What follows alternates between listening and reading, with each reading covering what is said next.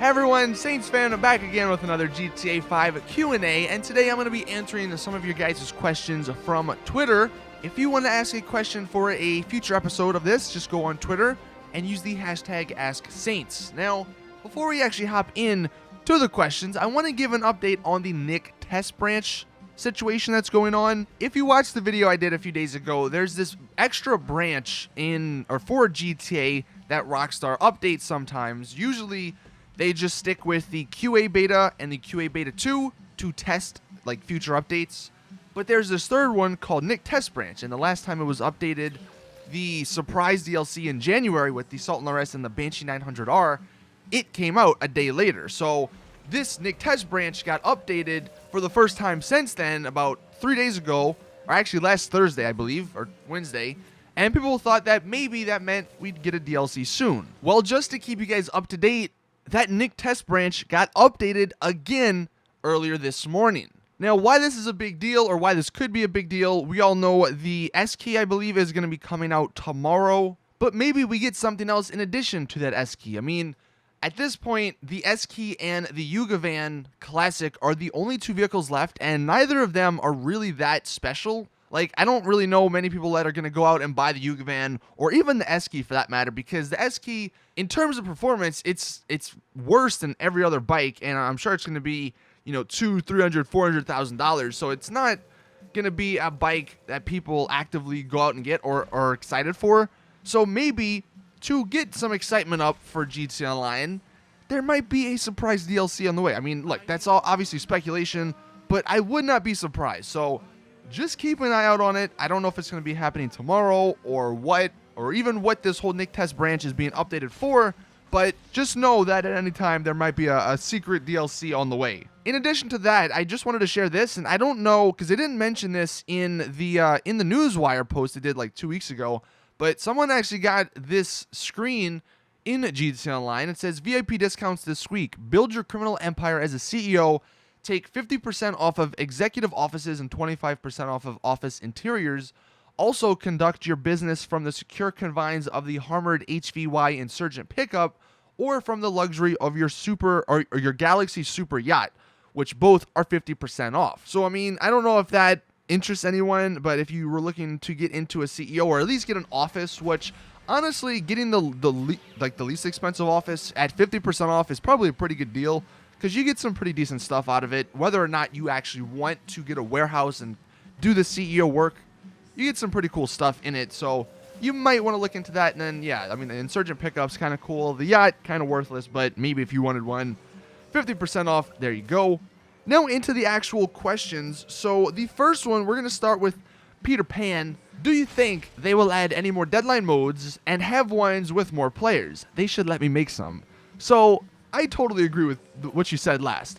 Why is there not a creator for adversary modes? Most of the adversary modes they release are kind of bad. I would say the majority of the 80% of the adversary modes they release are kind of bad. People, you never play them after the week they're double, you know, they have double money and double RP. The same might happen for the deadline adversary modes, because it's a cool idea in theory, but in my opinion, it's just not implemented properly. Like, the maps, or some of the maps are huge, and you only have 4 people. So it feels like you don't get as much action as maybe you would like, or maybe I would like. I don't know if I'm in a minority there, but the few times I have played these deadline adversary modes, it seems like people are just hiding or, you know, staying on the outskirts of the map so they can win the game. And that's a smart play to win the game, but it doesn't lead to good gameplay. And if there was a way to have a creator for adversary modes, so people like PD here, who make some really awesome races, can make some really awesome adversary modes, people might play these adversary modes a lot more, or at least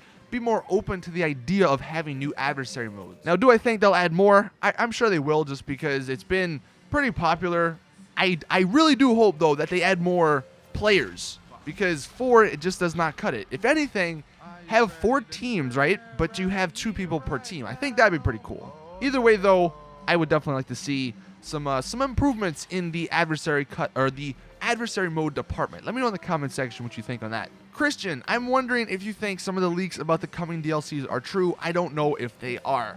So as always, even like, I mean, I'll say this in the videos I make, whenever I report on leaks, yeah, don't take them, for face value. Always take them with a grain of salt, because sometimes they're right, sometimes they are wrong.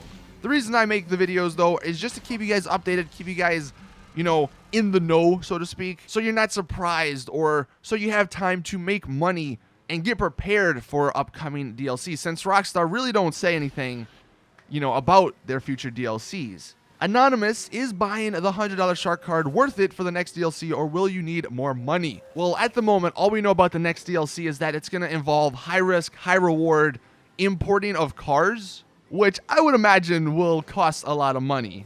If you're going to need more than the $8 million that you get with the $100 million or the $100 shark card, I don't know.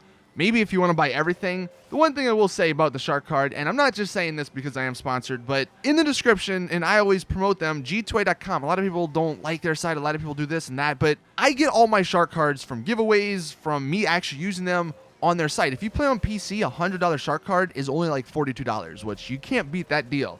Even if you're on console, it's a little bit discounted. I mean, I know the $20 shark cards, I usually get them for like $15, $16, $17. So a little bit cheaper than buying it straight from Rockstar or like maybe from Amazon or something. And I have not had any problems with them. So if you need shark cards, I'm not saying to buy them on G2A. I'm just saying go check it out. And look, if you like the prices, then you can decide if you want to buy them off their website. And then if you do, you could use code Saints for a little bit more of a discounted price. But at the moment, I would say hold out on buying shark cards. I mean, if anything, you could buy a shark card, a few hours after the DLC comes out, and then you'll still have the money. So I would wait if you're waiting, or if you're wanting to spend money on shark cards. Bryce, and this actually kind of ties in with the topic, do you think that we will ever get a good and cheap DLC in GTA Online again? Well, you say again. I would imagine the one you're talking about is the hipster DLC. That one was kind of cheap and it was kind of good. I mean, it had some really cool clothing.